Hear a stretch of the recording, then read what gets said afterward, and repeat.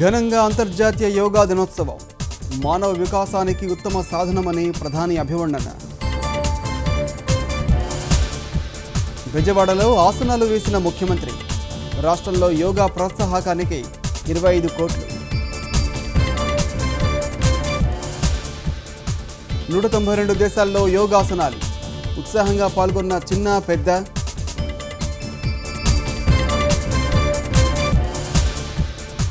దేశవ్యాప్తంగా వాడవాడల యోగా సంరంభం విశ్వవ్యాప్తం చేసిన కేంద్రంపై రాష్ట్రపతి ప్రశంసలు. శాంతి భద్రతలు సవ్యంగా ఉంటేనే పెట్టుబడులు. విజయవాడలో 4th లైన్ యాప్ను ప్రారంభించిన ముఖ్యమంత్రి. కొన్ని గంటల్లో దక్షిణ ఒడిశా వద్ద తీరం దాటనున్న వాయుగుండం. మత్స్యకారులు వేటకు వెళ్లవద్దని హెచ్చరిక.